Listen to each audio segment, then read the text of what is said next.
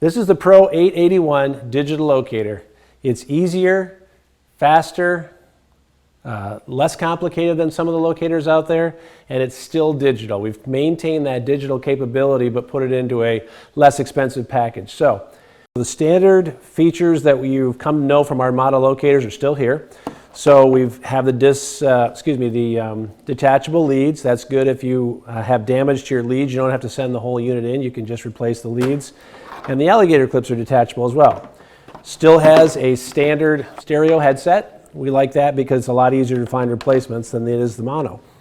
But how this is easier and simpler to use is, this is my transmitter. This is my on button. Now you'll notice, first of all, most locators are using green and red LEDs. Our research has shown that if you're in bright light, which most guys are using their locators in a bright light situation, blue is more visible. This is a much more visible LED setup than what you're used to. Very small, but actually quite important. We have a 2 kilohertz signal. That's your basic wire and valve locating frequency for irrigation. So you're going to use that as a default, and that's what it sets up, when you first turn it on. You're going to use it in the 2K mode for valve, just like you've used our Pro700, our Pro800, or our Pro900. It also has the general purpose frequency of 33 kilohertz. That is a kind of a default or a backup frequency. If the 2 kilohertz isn't working for it, try the 33, gives you some options. And then last but not least, it still includes inductive mode. Inductive mode will incorporate this internal broadcast antenna that will find wires without having to connect anything to that wire path. Or it will use the inductive clamp that is included with the Pro881. Simply plug it into the clamp position and away you go. Now you'll notice the center button here is blinking. You have the option of either the traditional beeping signal, which is what it's indicating right now by blinking. If I push that button, it goes to solid. Solid is better for troubleshooting. Blinking is what most people are used to, so they'll use that for general tracking. But I personally like the solid tone the best, but we give you the option. And then last but not least, on the right-hand side, you see 3 LEDs here. This is your power output. Very simple. Nothing to really dial up or tweak or anything. You just got power level 1, power level 2, or power level 3. Now on the analog locators, you'll have a needle on the transmitter that'll show you whether or not you've got enough current flow to be able to track the wire. On the 900, we have an OK that appears on the LCD screen. On the 881, we've just gone to a simple LED light here. It's not illuminated now because we're not transmitting any current, but if it were, this is going to indicate whether you've got enough current to be able to track the signal. Standard 8-volt batteries that we've always been known for. And we've got the instructions, of course, still on the battery cover. Now the receiver is also digital. And that's really, again, what the beauty of this locator is. We've had our 700 for 15 plus years. It's always worked great, but it's analog and you get a lot of interference from electrical sources. This, we've incorporated the 900's digital feature in it. But again, you'll see on the screen here, you've got to match the 2 kilohertz, 33 kilohertz, or inductive. That is done by just changing this button.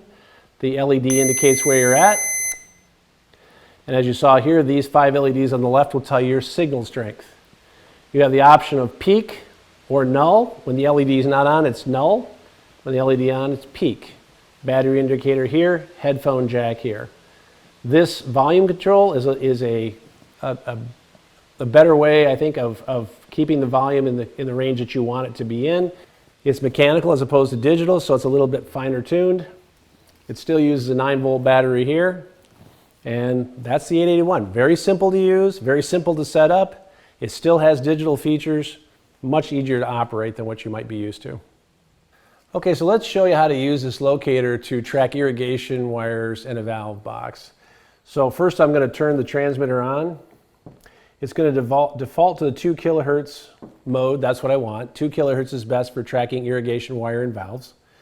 I'm not going to use the clamp here. This is going to be a direct connect. Now I've already taken the liberty of hooking up the red lead to the wire that I want to track, and the black lead goes out the window into the ground and uses the ground stake. You take that ground stake, shove it right in the dirt, and that gets your ground.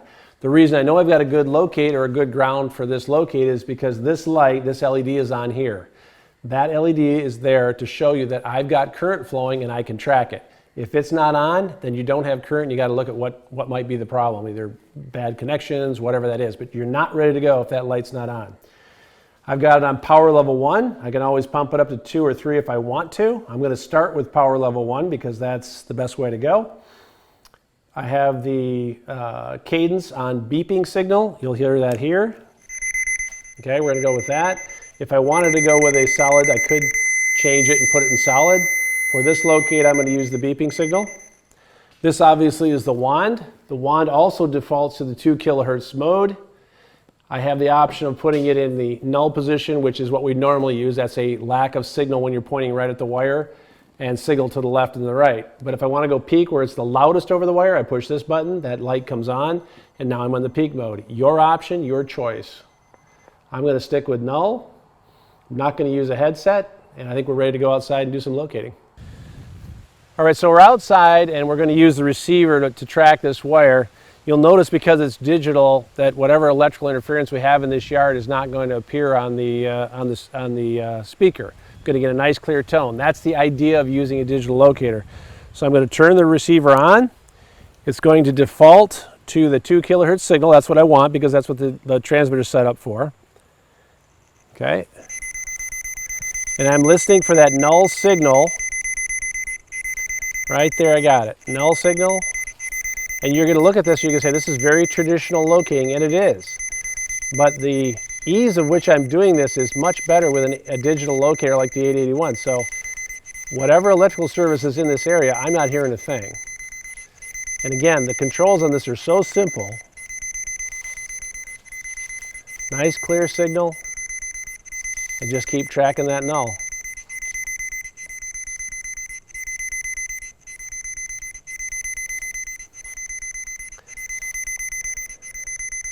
Now I could take it over to the peak signal if I wanted to by changing this button and having it come on. And instead of getting that null over the wire, I'm getting a louder signal. Now one of the tricks that I like when I am using any receiver is to keep this volume control at the lowest level you can and still get a signal that you can hear. Because the lower it is, the more detectable it is when you have a change in tonality. So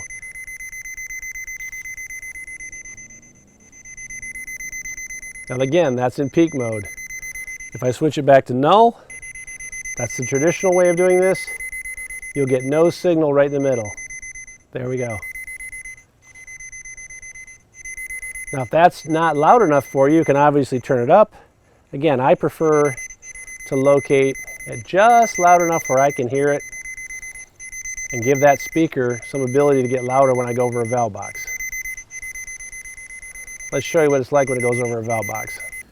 So we started locating on the other side of the house, and I want to show you how to find the valve box. So let's start walking again here. I'm going to track the null, and I'm going to follow this null until I get what's called a hot spot. When you get to the hot spot, that's where your valve box is. Now, how do you know it's a hot spot? Well, first of all, keep your volume as low as you can and still hear it. This might be a little bit too loud, but when you go over the valve box, that signal is going to get louder. Number 2, as I'm tracking this null and get to the valve box, I'm going to lose that null because the signal is no longer linear. It's not a wire just running from one point to another. It's a coil, and that coil loses its linear characteristic. So I'm cheating a little bit because I have a pretty good idea where this valve box is. Okay, it got louder right there. I've also lost my null. So to pinpoint exactly where it is, I'm going to turn this volume down.